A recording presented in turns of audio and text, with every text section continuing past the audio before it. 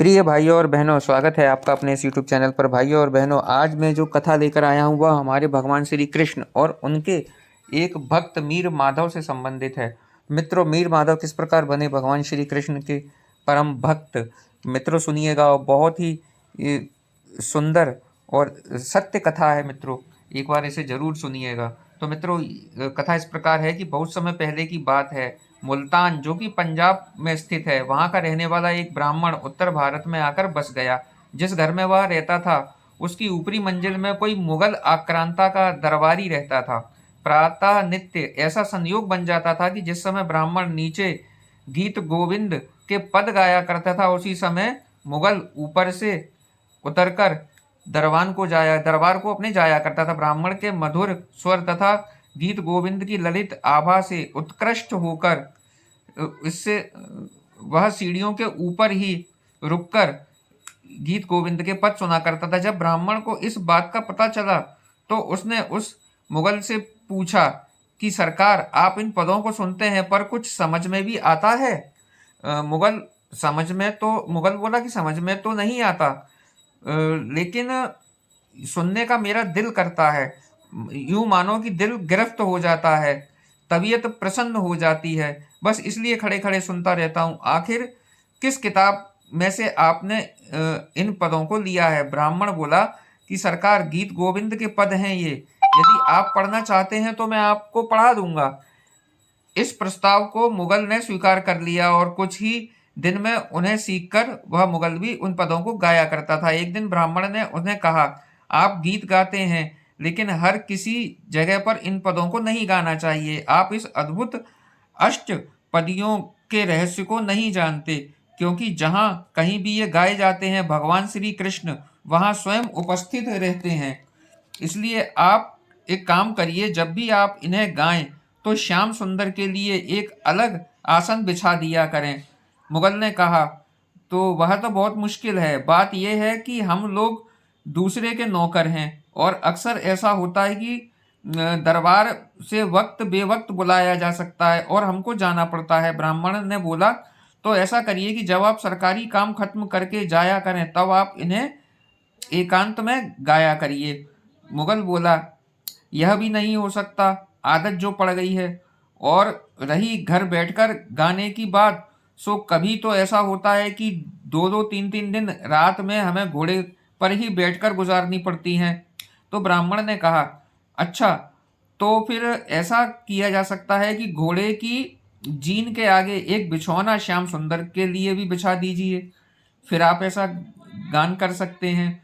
और यह भगवान को मन में रख के कि आपके पद सुनने के लिए श्याम सुंदर यहाँ आकर इस घोड़े पर बैठे हुए हैं, ऐसा सोच सकते हैं। मुगल ने स्वीकार कर लिया और नियम बना लिया और घर पर ना रहने की हालत में घोड़े पर चलता हुआ ही गीत गोविंद के पद गुनगुनाया करता था। एक दिन अपने अफसर के हुक्म से उसे जैसा खड़ा था उसी हालत में घोड़े पर सवार होकर कहीं जाना पड़ा।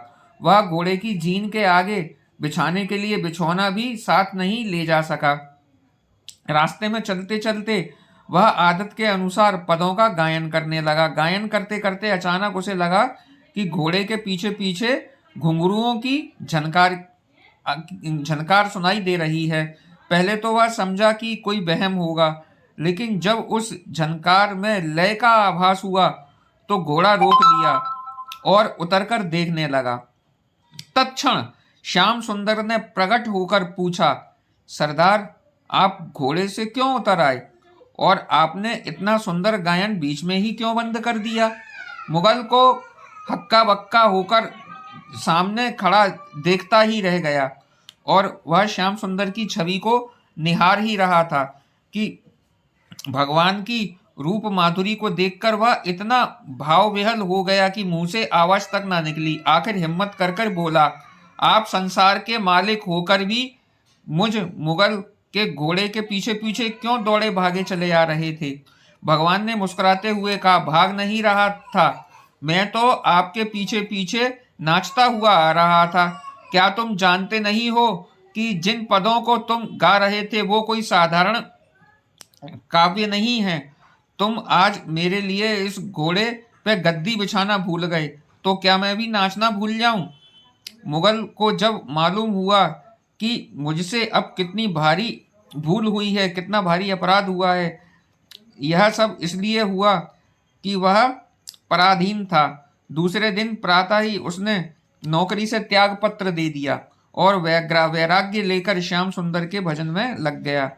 सही है, एक बार उस महाप्रभु की रूप माधुरी को देख लेने के बाद संसार में और क्या शेष रह जाता है।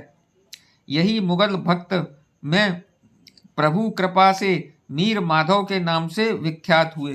तो मित्रों यह जो मुगल भक्त था यह बाद में मीर माधव के नाम से विख्यात हुआ था और इन्होंने भगवान कृष्ण के स्वयं दर्शन किए थे।